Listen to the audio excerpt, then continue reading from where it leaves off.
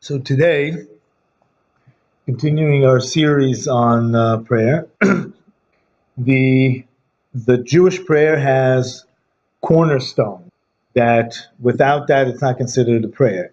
So of course we have the silent prayer is the center column of the prayer. When we actually say tefillah, that's what we mean. We mean the silent prayer, essentially, because without that, there's really no prayer. Now, there's private prayer and public prayer. So the private prayer, of course, is the silent prayer, the center, but we have the Shema. The Shema is the Hear, O Israel, and that's public because we announce it. And these are verses from the Torah. So the Shema and the silent prayer are these two pillars that if you do the minimum, you have to do these two. So the Shema is really, we didn't invent anything. We just put together three parts of the written Torah. So, but that the rabbis decided that this is an important theme, and today we'll look at that theme.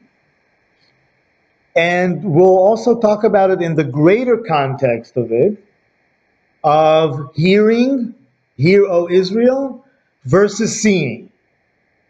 What do you achieve by hearing something, and what do you achieve by seeing something?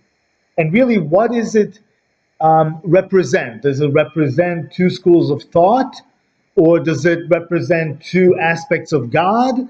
Does it represent two aspects of our own being that we have to connect to?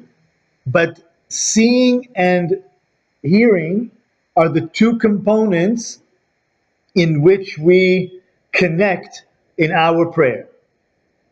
There was one time that these two senses came together as one.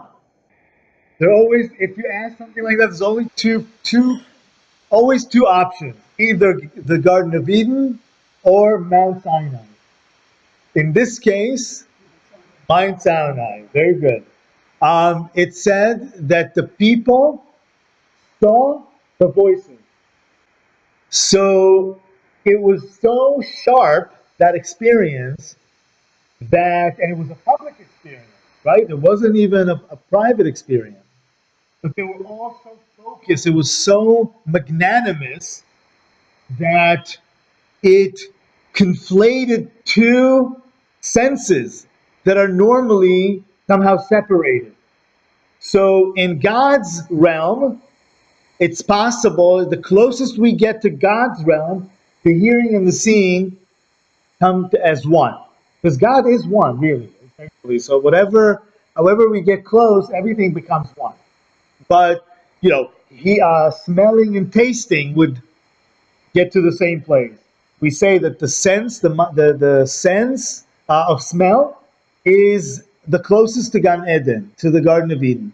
Why? Because it was the only sense that Eve, it doesn't say, it was not involved in the original sin, so to speak, right? That she saw the apple, she spoke to the serpent, but it doesn't say that she smelled. So it says that a sense of smell is actually stronger than any strong guess of our senses. And it really takes us far. So you can even say that seeing and hearing can be compared or paralleled to the hearing and the smelling and the tasting. These are two senses that are related. They kind of help each other. So, in the sense of praying, the Shema is the hearing, right?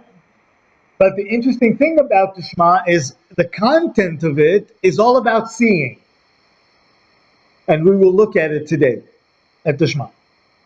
It's all about seeing, but yet we start with the Shema. So already we are also, the rabbis somehow conflated these two senses. and telling us that the point is not to follow our senses. That's the point, right? That our senses can somehow play tricks on us. That you think you saw something, but you didn't see it. You thought you heard it, but you didn't hear it. And that's why we're in Passover. And Passover is the holiday of order, right? That's why you have to have order. Because if you don't have order, you always start from zero. Did I hear what I heard? Did I see what I saw? Exactly. So you have to have a system that you build on, that you can then verify against. Okay, well, if it happened again, but we have the record of that. Okay, so you see a pattern, right? So that's how you get to justice, as we say. I mean, um, uh, and so that's the idea. But when we go to pray to God, right? If you remember our intro class, that we started by saying that prayer is coming in front of God in trial. We come as defendants, that we have to defend ourselves in front of God. So the word tefillah, even in Hebrew, is the same word as litigation. So you come to litigate your case every day, your life again. Don't think that if yesterday was bright, today will be bright too. Every day is a different day. However, and that's why we believe in one God also versus many gods, and we don't pray to many gods, and we bring all the problems to one place, because it's the same thing. If you every day you pray to a different God, then there's no process here. What can you somehow have a record that you can hold one of these gods accountable for things that he or she did? But if it's central, believe in one God, that everything comes from one, then you focus. So even when you come to present your case, you're building it on a process. And the process is between hearing and seeing. Hearing and seeing is the mirror also of the scripture, right? We have the hearing, which is the oral tradition, right? And the seeing, which is the written. And life is somewhere between the written, or if some would call it ideal, I would say real, but this is such a sharp reality that we can't be there.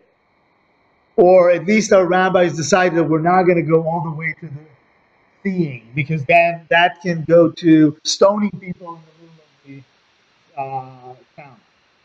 We don't want to go there. Okay, so we will get our justice somewhere else, but we're not going to resort to stoning people. So, but on the other hand, we have the oral tradition, which is the hearing, but then it has to have relationship to the seeing. It can't be totally detached. So what is these two levels that we're talking about? This will be today's theme.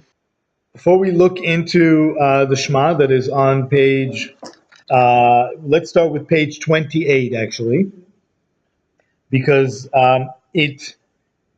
before the Shema, there are two prayers of blessings before the Shema and after the Shema. So it is just like when you walk into a hall, right? There's always the vestibule.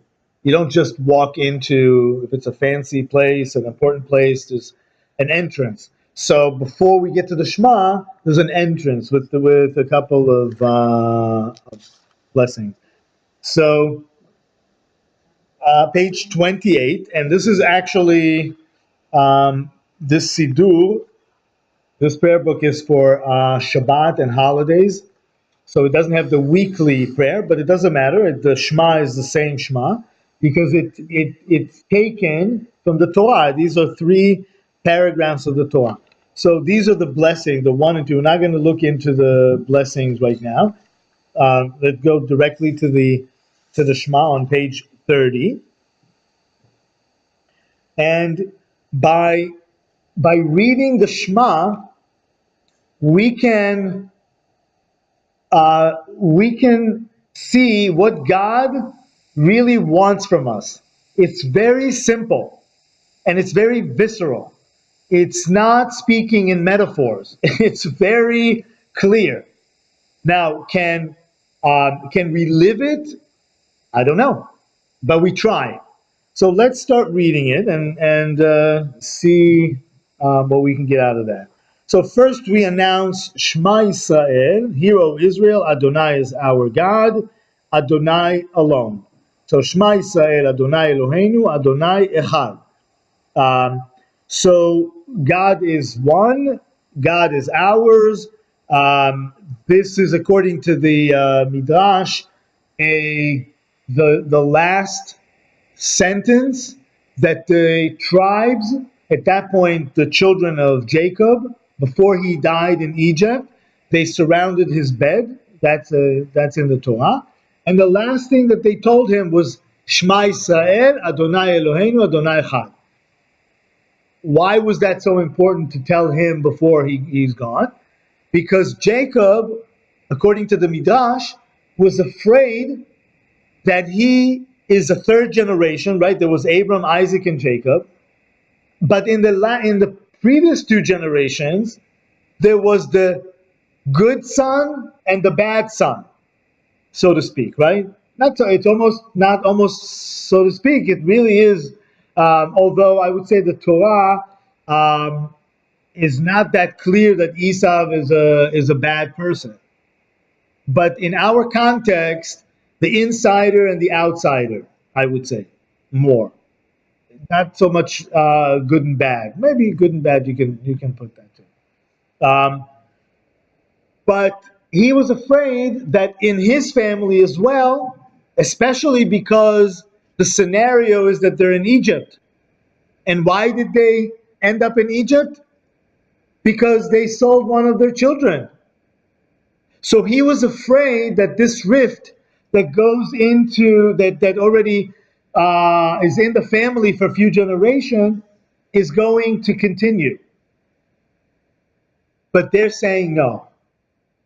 And where is the line is between those who will continue the Abrahamic idea, right, of the oneness of God, because that's really essentially what Abraham was coming to teach, right?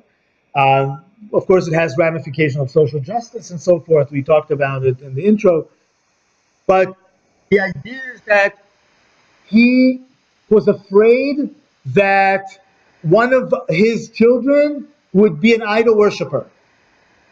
So they surround his bed and promising him that the 3rd trial succeeded. It really, it got it right. So all 12 children, maybe Dinah was also around there, it doesn't say, was around and said, Hear, O Israel. And who is Israel? Jacob, right? That's his other name. And that's his ministerial name. He became a minister. So, Hear, O Israel, God, Adonai, is our God. We believe in him. But we don't also have notions of multiplicity in God, in Adonai. We believe that Adonai is one. And essentially, this is the phrase that if you wanted to convert to Judaism, right? I would say, and you have 3 seconds to do so, right? I would say, if you say this line and believe it, you're in. Because you believe in the one God that we believe, and you take upon yourself its authority, its sovereignty. That's it. That's all we need. Everything else, according to Hillel even, right? The great Hillel, who said everything else is commentary. What's important? The man that wanted to convert to Judaism and came to Hillel and told him, "Convert me while I stand on." Basically, you have 3 seconds to make me a Jew. And the previous rabbi that he went to pushed him away and said, "What are you, crazy? I've been studying this my whole life. How can I teach you in 3 seconds?" But Hillel took the challenge and said, "You want to know what it's all about? And everything else is commentary? Love thy neighbor." This, Shema Israel, is the basis even before that. Because if you don't accept God's sovereignty and kingship in this world, then you don't believe in being accountable. You don't believe that someone is watching you. There is accounting in this world. If you don't believe in that, then you never see your neighbor as yourself. Because, oh, if I don't see them, then they don't exist. It doesn't work this way. And this is what God is keep telling us. Don't follow your eyes and your ears and think it's a whole complete thing. Follow the process that I tell you. And that's how you arrive a real justice. So let's before we even look at it, what do you think the first word would be? Now you're cheating. You're looking. It's amazing. The first word that the rabbis decide that we will say in the second most important prayer is ve'ahavta. You should love. You should love God with all your. I mean, it's in the Torah, but they chose that paragraph to begin the relationship because the Shema is the vestibule to the silent prayer. So you go up, you warm up. Tefillah is about being with yourself, looking inward and checking yourself, being in court, right? So you have to create that atmosphere, of course, of a safe place, a safe space. So just like a person who is a singer, an opera singer, or any singer, they have to warm up their voice. Otherwise, they won't be able to achieve what they can with their voice, or they can destroy their voice. Same thing with the soul. You can't jump up from 0 to 100. You have to, the soul wants to live peacefully in this world. The body is the one that is always hungry. And the soul needs to, like you calm a dog, you say, okay, it's okay, mommy's here, daddy's here. It's okay. It's not all about the new car that you need to buy or it's okay. There are other things in this world that, like it said, it's better to eat the crust in peace than feast in chaos. So it's the same thing. It's better to have simple things, but the most important furniture in the house is peace, right? Is that blessing that you can walk into a house and quiet and it's peaceful.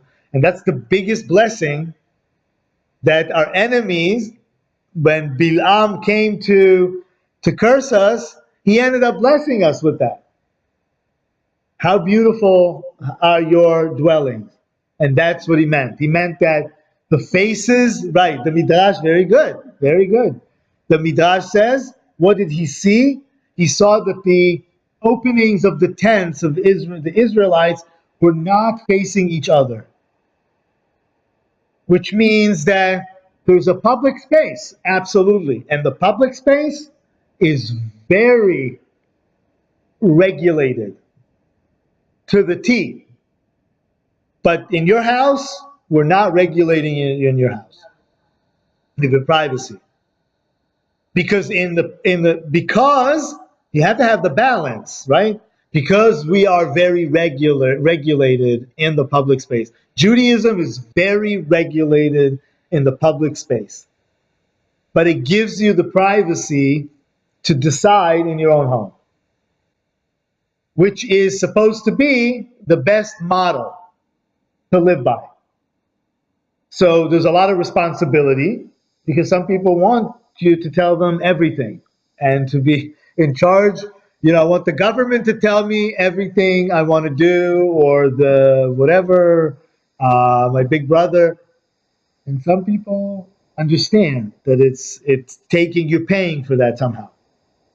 So let's start with the Shema. Shema. Let's Irma, can you read it? Page 30 in the middle. You shall love Adonai.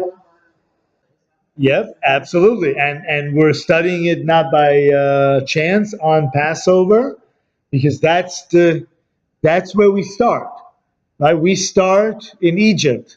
The Jewish people begin, up until then they were in the womb. They were in Egypt still. But when they put the blood on the doorpost, that's when they started. Because they put a line. They made separation. They said, this will enter my house, this will not enter my house. If this kind of behaviors in my house, then it's better not to have a house. It doesn't matter. But if we're gonna have a house, this has to be outside. So how do you do that? It's constant work.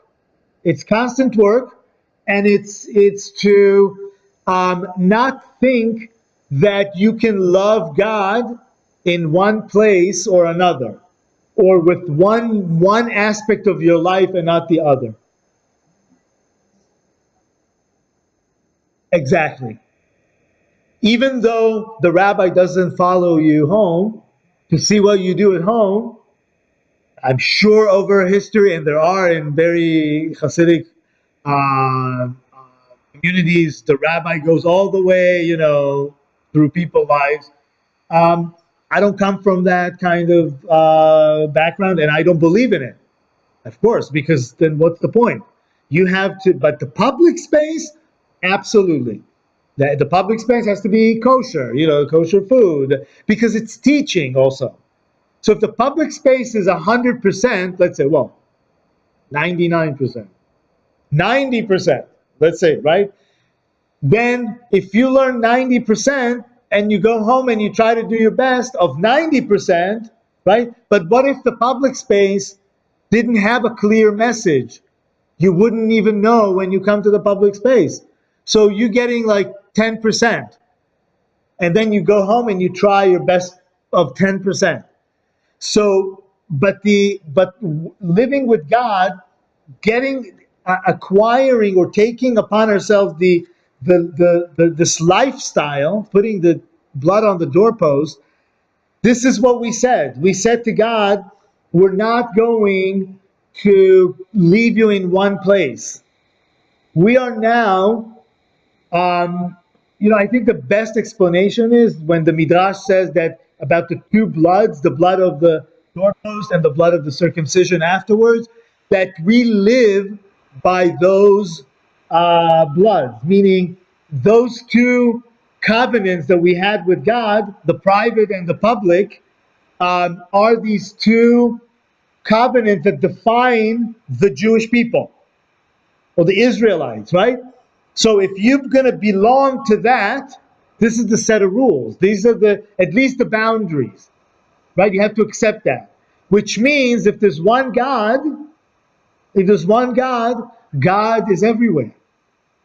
You can't say that when you went home from the synagogue, God didn't go with you.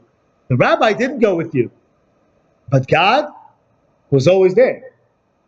That's what you have to know. So the picture that we tend to see is limited because our senses are limited, right? And even within those limited senses, they're not in their best shape, as we know. So don't follow that. The best thing you can do is follow an invisible dot. And it's interesting because I'm looking at Bruce Bloom's painting, and it's exactly that dot there in that painting. You see the big painting in the middle, and that dot there in the middle. It's kind of going into one point. So this is actually what we're supposed to always do. Always look to a far invisible point in the future. So even when we one day cross the line and we finish the marathon, we wouldn't know it right away. We would only know that we finished it after we crossed the line. When we rip the ribbon. Because the point is to keep looking, because that's the only way to keep running fast. Imagine if the sprinters, I always tell them, don't stop before the line. They have to ignore that line. Just keep going. So that's what we have to keep doing.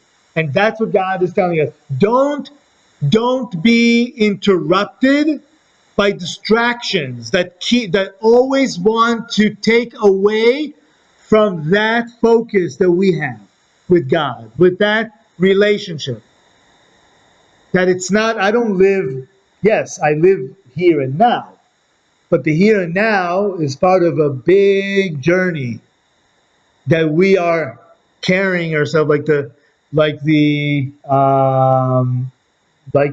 turtles, right? We take our home, and actually, there's a midrash that says, or at least a teaching that said that actually the breastplate of the high priest was like the turtles back, because it has 12. I guess I had never counted one, but and I guess there's different types of turtles, but I guess the turtle that they meant has 12 squares basically. So that's what we need to be doing. Keep going, even if it's slow, right? We walk with God. Halacha, the Jewish law is halacha, to walk. We don't run, but we also don't stand. We walk slow with our home, with our process, and we'll get there one day. It's fine. And not be distracted by what's coming on different sides. So, but how do you do that? You have to have an immune system, right? Because what keeps us healthy really is our immune system. It's interesting, right? We don't think that way, but there's a prayer in Yedid Nefesh every Friday night, right? If let's even look at that, put one hand where we are in 30. Remember, this is a workshop. We're looking at the Siddur. Yedid Nefesh is on page 14, and there's a line. The second stanza. I'm trying to see where the should find. Okay, Az titchazek. Those the Hebrew. Az titchazek. Then she will be strengthened. It's the end of the second stanza. She will find strength and healing in your sight, right? So this is the order. First, you think, intuitively that we first have to heal and then get stronger, right? You heal and then you get stronger. But it doesn't work this way. Actually, our immune system works in the opposite way.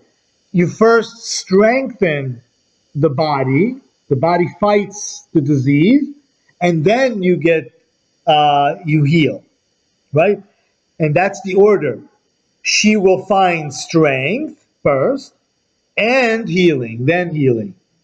So the idea is to keep our immune system. And how do we keep our spiritual immune system? We can go back to page 30, is to be careful what we bring in, right? So when we say about you have to recite them at home and away, night and day. Bind them as a sign upon your hand and as a reminder above your eyes.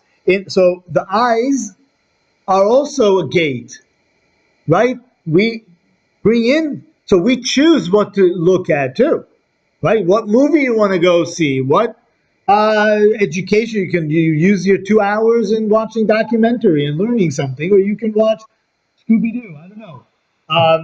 You decide. Inscribe them upon the doorpost of your homes and upon your gates. So those gates are not just the physical gates or the spiritual gates or the gates in our body, the ears. Okay, I don't want to hear that gossip. I want to continue. Please tell me something good. I don't want to always hear something bad. We choose where our limit is. But whatever we do, that is how we keep our strength. We keep our body strong by keeping things out. Remember when Abraham received the angels after his circumcision, according to the Midrash, he sat on the third day outside his tent and he was receiving guests and he was enjoying having guests, right? They came to visit him as the sick, visiting the sick, as he was healing. But what did he tell them? Come, I really want you to come. Su, come. But he said, wash your feet and then come in.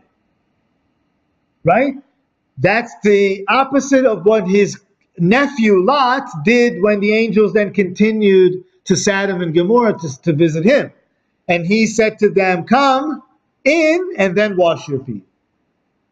Which means that he already brought in the disease. So that's already, but the environment in Sodom did not also allow him to do that, because if they would linger outside. Remember what their neighbors did. They gathered around the house and they wanted to rape the guests, to do whatever with the guests. So, but they were essentially about stealing. That's the idea. You can steal a person's body. You can steal a person's dignity. You can steal anything. You can steal the bicycle. It was about not that you cannot leave things outside. That's a nice thing when you see that a kid can leave his bicycle on the front yard and nobody takes it. It's a good sign. It's the canary in the mine. If you can't see that people leave their bicycle outside, that means it's not a good environment, right? So this is what we're expected to do. First, remember, right? First, remember that this could go if you don't protect it, and then all your gates. So that's one thing to protect. Then the next paragraph. What is the next paragraph? Rochelle, you want to read the next paragraph? This is the prescription. You want to know how you hold on to the land? Did you see an army here? Did you mention of an army? They conquered the land for 15, 14 years. So you should think that there would be a mention of you have to somehow maintain your might. But it doesn't say that. It says that the way to hold on to the land is through the commandments. And by the way, this is the reason, the content of this paragraph, especially the line that says, you will eat, I will assure abundance, right, in the cattle. But if you take care lest you be tempted to stray, right, and to worship all God, then God will stop the heavens and so forth. So this is the reason that Ashkenazim don't read this paragraph aloud. This whole paragraph, right? We don't read it aloud because we don't want to read this aloud. This verse that God forbid God will be mad at us that much. And then the Sfardis only only read this line silently, The rest of the paragraph they read out loud, and the Yemenites read everything out loud. They don't make any distinction. So I have to say I'm Yemenite that way. I do subscribe to just because it's lines from the Torah, and it's a lesson that we have to remember, shouldn't we? Remember that, right? But we don't see it as tempting fate. That's the thing. We just don't see it as tempting fate. We won't tempt fate in many other ways. But in this way, this we don't see this as tempting fate because this is actually the verse from the Torah. Why would I discriminate against one verse versus another? It's a whole discussion in the Talmud, and in practice, actually, in our practice, some congregations or some people have the custom to stand when the Ten Commandments are read in the synagogue through from the Torah, because they feel that these verses are more important than all other verses, so they are distinct, and they are the foundation of our faith, which they are the law, of course. But the other school of thought says, well, we can't discriminate any letter of the Torah in favor of any other letter. It's one work. And if we start picking and choosing, it's a dangerous road. It's a slippery slope. So I don't know. I guess the truth is always somewhere in the middle. Not always. No, actually, let's take it back. Not always somewhere in the middle. But in this case, I would say it's a blend of the two. But of course, you need to have a process, even in tefillah, even when you are spiritual, you still have to maintain a, a physical, something physical, because we're not just spiritual, we're also physical. So here, I would say, you don't have to shout it out loud, but read it. Maybe you don't have, you can maybe quiet it down a little bit, but I would say read it because it is part of our. This is the Shema was the first text I had to learn by heart when I was in second grade. But not everywhere. I grew up in Israel, and that was part of the curriculum. Even in I grew up in the secular system, not in the religious system. And even in the secular system, in my time, I'm sure they don't. I don't think they do it today in Israel. But back then, we were required, as soon as we knew how to read and write. This was the first paragraph that I had to learn by heart. Any basic Jewish interaction ritualistically would have the Shema taught or read or something, because it's in every service, and it's actually twice a day. We read it twice a day, and it is, yeah, the services, and it is and it's the basic prayer. So in any Hebrew school, you would have to start with that somehow, or touch it. Touch upon it. So okay, so then we're required to write it, to listen to it. You see that everything is pretty much physical, right? In your way, when you get up, when you dress. When now we're talking about in the second paragraph about the fields, about your food, about rain, about the earth. What can be more earthly than the earth? So it's a lot of the Shema is in the title, but the content is all about our very physical seeing life, and we need to stay away from idolatry. Whatever is not God, we focus on God, and everything else is not God. So how do we know? And this is something that I teach. It's not, I based on, of course, teachings, but this is my own teaching. How to know? How can you know that you're not following idolatry? in any way, because idolatry can be anything, right? It could be money, it could be place, it could be anything physical, right? And I would say even spiritual. If you're addicted to sitting to success or to sitting on a mountain by yourself and having no community, and that's not so good either. So it's the balance, of course. So did you wanted to ask a question, Barry? Right?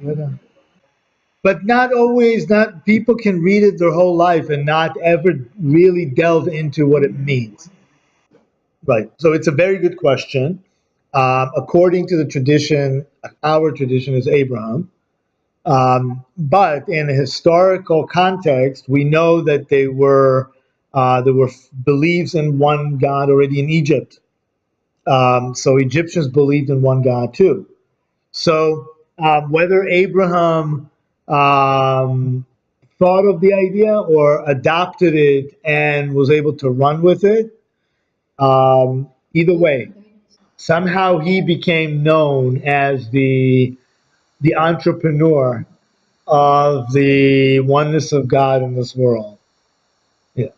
Okay. So the movie that I have not seen, but about this guy who actually brought McDonald's from one branch to this whole franchise, right? And his name was not even McDonald's. He took the name of McDonald's.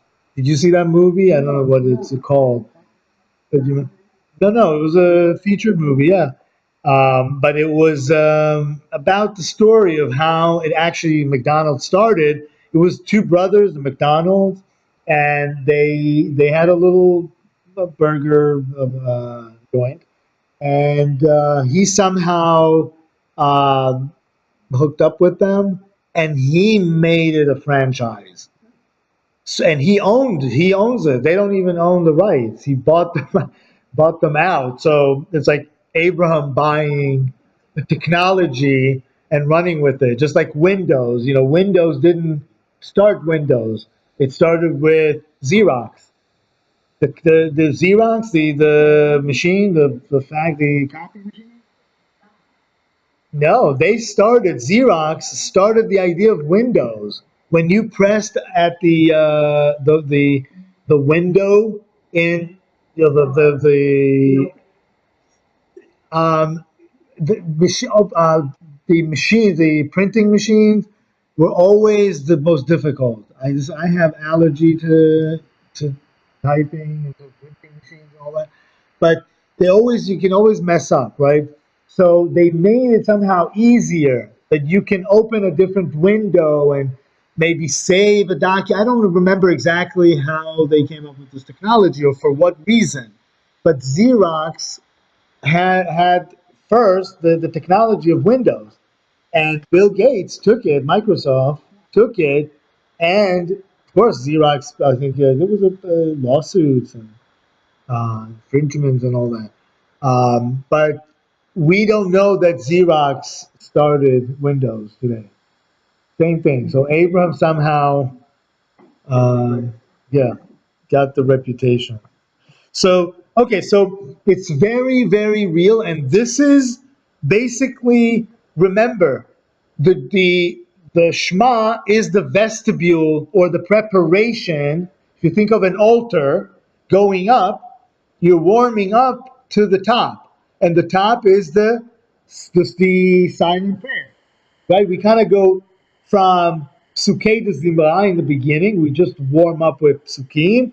Then we start the morning service and Shema up. We go up and silent prayer. And after the silent prayer, we start resolving. We start going down. So the Shema is the runway because before we stand before the judge, did we do something wrong? We didn't do. We have to read these verses. Was I following something? Was I distracted by something? Did I follow God really? And my teaching about how you to know that you're not following idolatry is to never settle, which means the Ark of the Covenant. had the handles, the staves that were supposed to always be there, which means that the Ark of the Covenant had to keep moving somehow, even in a permanent place. It had to keep evolving, which means that if you're the minute you're stuck on something, that's death. That's you just stopped something. You have to keep going. So for example, if you buy a phone, and if you buy the phone just for the purpose of the phone, because you want the phone and you love the phone and the phone is now the center of your life, this is something wrong with your relationship with this phone. But if you spend the same amount of time, the same amount of attention, not intention, the opposite, not intention, attention, to this device, right? But because you work with it, you communicate with people, you using it to promote a higher cause, that's how you know you're not working for yourself or for an idol, right? God. Now you can take it to the next step and say, oh, even the service that I do or contact people and stay in contact with people, that's right, that's an elevated goal, right? Very lofty aspiration. But why do I even do that? Do I do that because I get honor for that, enjoyment? It's something, it serves me or serves something other than because I'm commanded to do that. I think it's important to serve the community because God commanded us to serve the community. If you do it for that, and even you can even take it further to say, why do I even have relationship with God? You can even go that far. Does it serve me something? Do I get benefit out of that? That is not right. There are rabbis in the Talmud that take it so far and say, I will, I can't remember exactly the words, but I'll be very mad or I will curse somebody who will ever say that I enjoyed in my life, that I had a minute of enjoyment, because it means that I had ulterior motives. I rose. I'm not the matzah anymore. Well, we don't believe only in matzah. We believe that, okay, it's fine to have a healthy ego, to rise, as long as you have a process that you know how to be matzah as well. That you can stay away for 8 days in your life from leaven. Can you clean up? So you can tell even your worship that you're not worshiping the worship. You're not worshiping the process, the particular process. That is very important. You can stay away from certain things. Okay, now what is the essence of the second paragraph? We're not ready yet to go to the third paragraph. We will get to it. Still have some time. Um, the essence of this paragraph is that if you stray, what essentially are you doing? If you're straying away, you're missing the trajectory.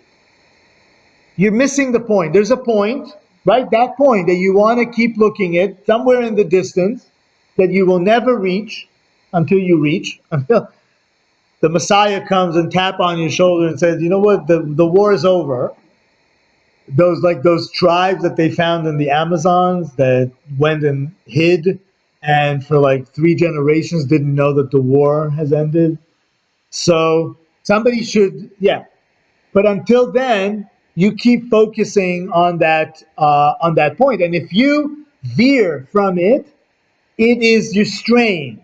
The word for straying, veering off, is lehachti, is to miss the point, right? The target. The word for that in Hebrew is the word for sin. So sinning is not that you're now a horrible creation like Adam and Eve that were so sensitive, immediately thought, oh my God, we're worse, right? The world ended, we have to run away from God to hide. No.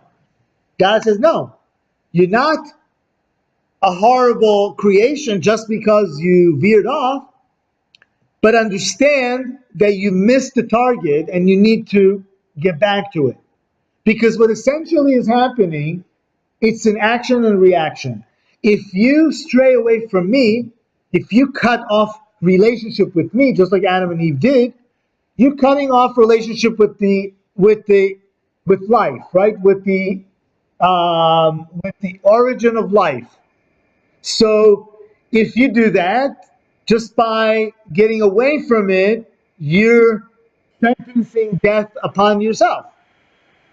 But if you develop a mechanism to always adjust, and I love the word adjust in English, because it means justice shall you pursue.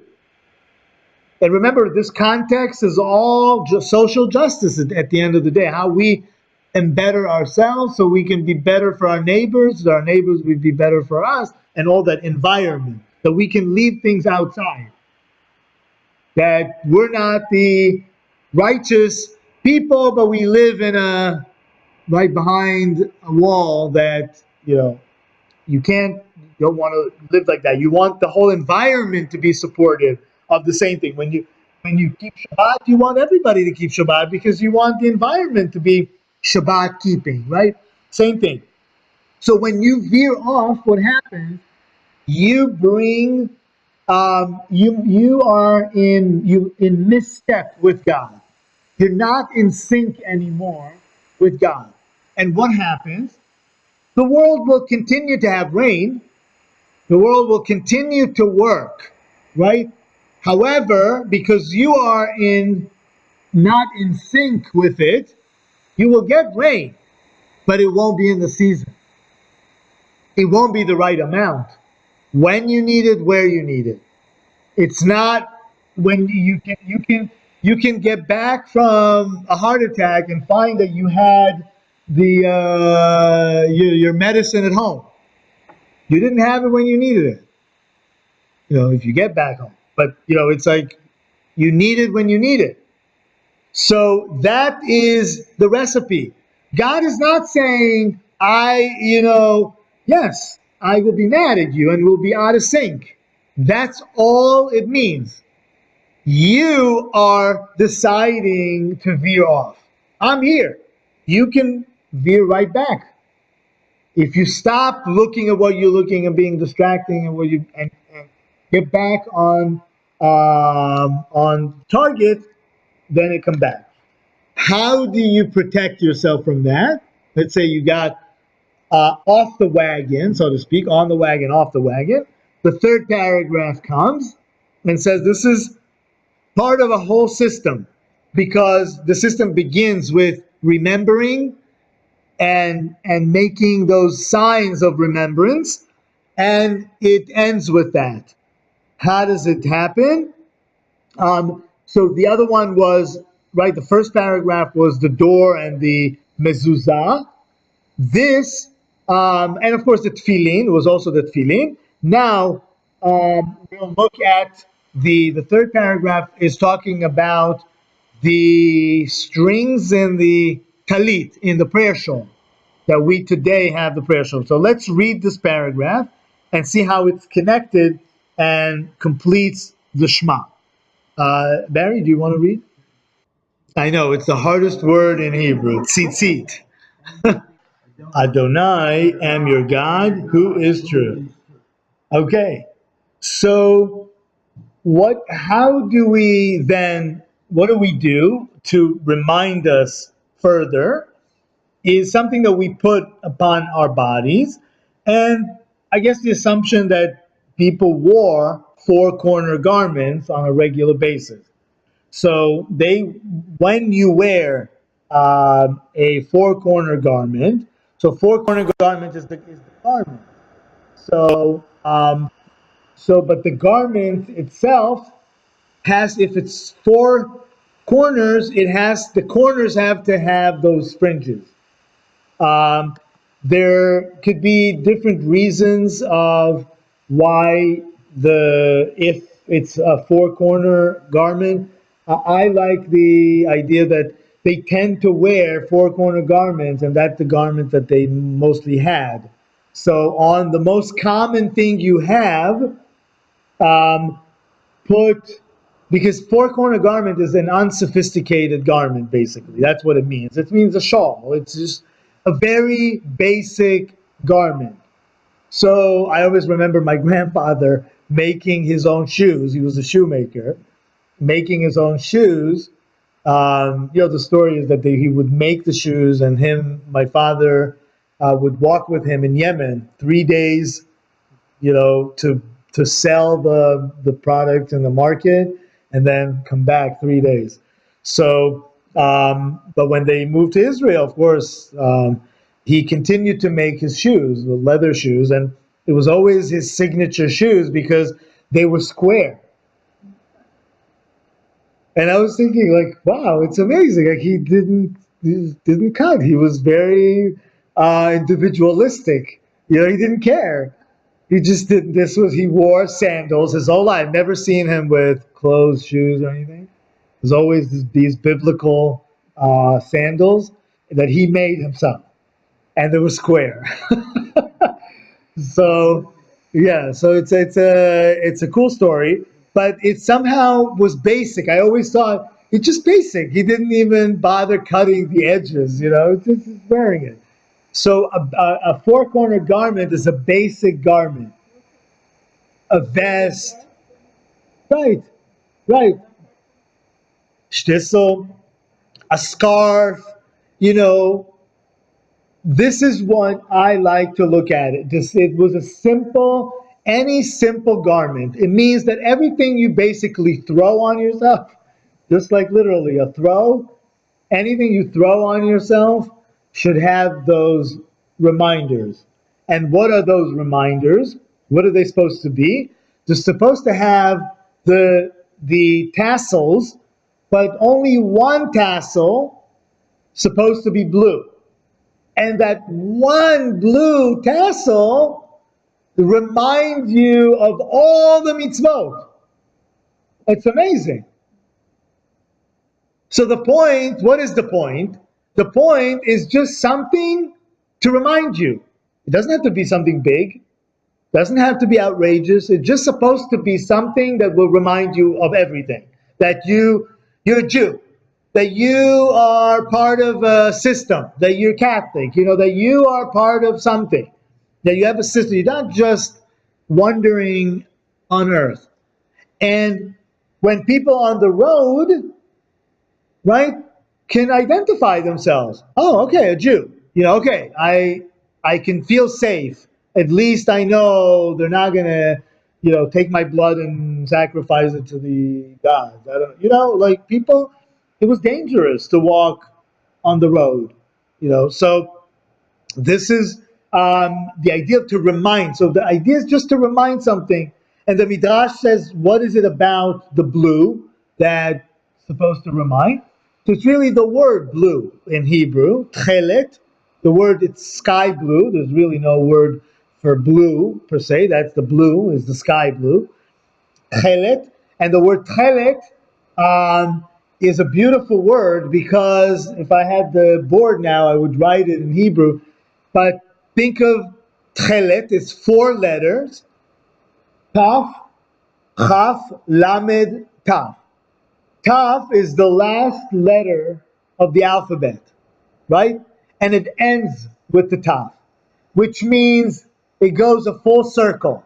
It's all in that sense that it went a full circle from aleph to taf, but you taf to taf. And in between the kaf and lamed is kol, which means all. So it's basically all encompassing.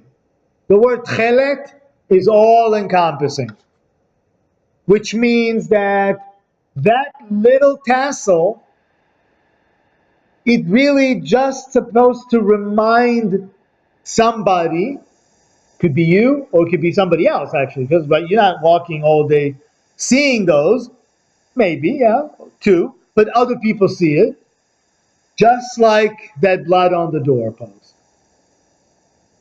It doesn't say cover the whole door with blood. It doesn't say that. Just put it on the doorpost.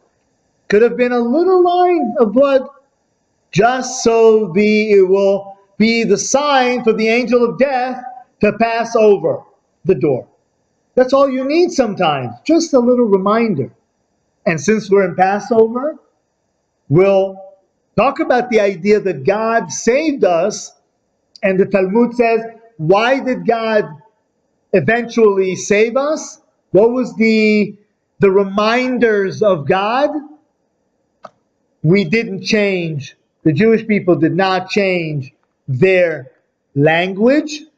So in a sense, if you look at these three paragraphs, they parallel the Exodus from Egypt, because the doorpost, right?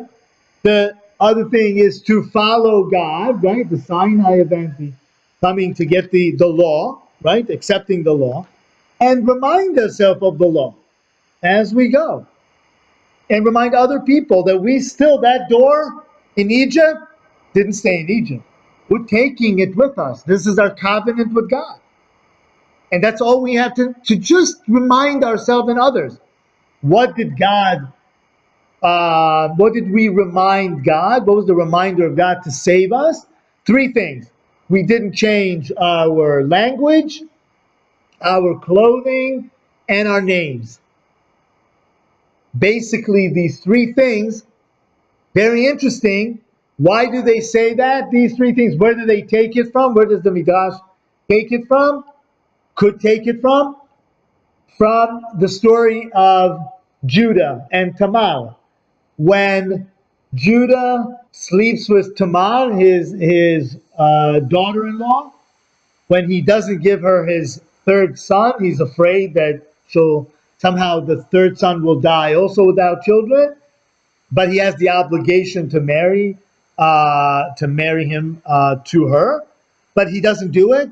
So she pretends to be a harlot, and he sleeps with her after his wife died, and he doesn't have payment method. He thinks she's a harlot, and she says to him, until you have the payment, give me your stamp, give me your staff, and give me there's a piece of clothing that he had, right? These are the three identifications that he had.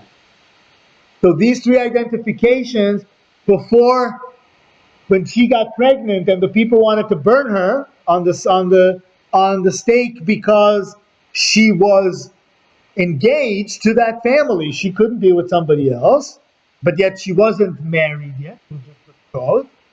So when she got pregnant, people thought, oh, she's straight. She was with somebody else. Maybe she needs to be burned.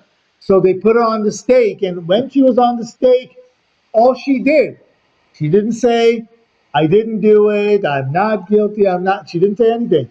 She just showed these three items to the crowd and said, whoever those belong to, he's the person I was with.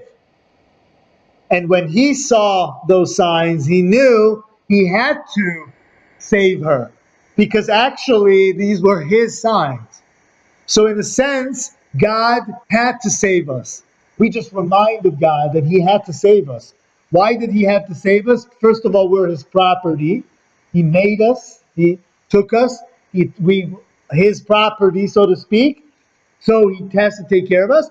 But the other thing is, he had the prophecy to Abraham, telling him that his children will be enslaved somewhere, right? And then they will be taken out, and with the mighty hand and the outstretched arm. So we just reminded God, hey, we're here. We're still keeping some promise, some covenant you had with our forefather Abraham. So then when God took us out of Egypt and had the covenant with us, that was a new covenant. That was now with the people. They had the merit of their forefathers, absolutely. But still, you can't take that to the grocery store. Or you can do it to a certain point. Oh, so you're the son of, which means we'll give you a credit that, okay, if your father was a rabbi, okay, you may be a rabbi, but When you start being a rabbi, but you're not a good rabbi, then okay, your father's credit or merit only helped you so far. But if you can't do it, you can't, or same thing, politician, carpenter, doesn't matter what you inherited. So you inherited a company. Your father was a good, your parents, your mother was a good CEO, but doesn't mean that you will be a good CEO. Same thing. So the people of Israel had a new covenant. This is what the Christians, right, are using in a sense and saying, you see, God does um, engage in new covenants, right? And it comes from the Torah. That God will give us a new heart, will have a new covenant with us, which means that we have to renew the covenant. That's what it means. Not a new covenant, but renew a covenant. So, but either way, something came out of that, and the whole religion, which is Christianity, and now it's our friend and cousin. So, and they teach us a lot of things too. So this is the relationship that we have to maintain. To when we come to pray, and the Shema embodies that, you have to put the doorpost, right? You're entering that zone, you commit to follow God, and then you have to instill somehow a reminder, an ongoing reminder, that not to go back to Egypt, that you have to put the doorpost again, the blood on the doorpost. If you maintain the tzitzit, right? Very hard word to pronounce, but if you're able to pronounce it and you say it and you stick by it and you remind yourself of everything, which is now, and we'll conclude with that. What is everything? Remember, on one foot, what is everything? Takes us right back to the opening line. Shema Yisrael, Adonai Eloheinu, Adonai Echad. Hear, O Israel, God, Adonai is our God, Lord, Adonai is God, is one. Right? And if you look at the letters in Hebrew, because in English it's not captured, but the words in Hebrew that are highlighted, the two letters that are larger than all the others, the ayin, the last letter of the first word, and the last letter of the sentence, of the last word, in Hebrew. The Shema Yisrael on page 30. Right? You see these two letters? They're greater, they're bigger a little bit. So it makes the word Ed, Ain Daled, Ed. But it also means Ad. Ad is forever, which means that Ed is a witness. So if you're a true witness, right, you don't follow false gods and say that it's true. How does God end the Shema? By saying, I'm true. That distant point in the distant, right? That in the distant, in the distance, this is what I want you to do. You'll never be able to touch, right, and feel the truth. It's something that you have to always pursue. It's justice you pursue. Don't be distracted. And if you're a true witness and you keep that process of first the covenant, that's why a Jewish kid starts with the 8 days and the circumcision, that's the covenant. But the same idea. You come in the presence of God, in the hall of God. You come to pray in front of God. First, you have to remind yourself of the covenant, right? Christians do, they wash their hands, right? In the fountain. We used to do the same thing. Muslims take their shoes off. You have to have some symbol that you have entered a holy space. Right? God asked Moses, the first thing that he asked him, take your shoes off, because this is a holy space. This is a separate space. You're entering a different zone. Now that you're entering, you're saying, I've committed. Now I'm checking myself against what you told me to do, right? which is what? If you will earnestly heed the mitzvot, earnestly, shamoa tishmeu. The word earnestly in Hebrew is shamoa tishmeu. You will hear, heard. It's a double word, double language, double use of the word shema. Shamoa tishmeu, which means always. It's a constant process. It's the first letters in the second paragraph. So earnestly heed the mitzvot I will give you today, to love Adonai your God and to serve God with all your heart, with all your soul. Then, what do you want? What is the subscription here? What is the one thing we're supposed to eliminate from our lives? Is the chametz, is the haughtiness, is the amalek, is the cynicism. To see that everything came from God. If you think that there's anything in this world that does not come from God, or that God cannot supervise or cannot see, that's the beginning of darkness, cynicism, anything that you don't want to fester in your lives. Because that means it's chaos. There's no meaning to things. And that's what you need to remember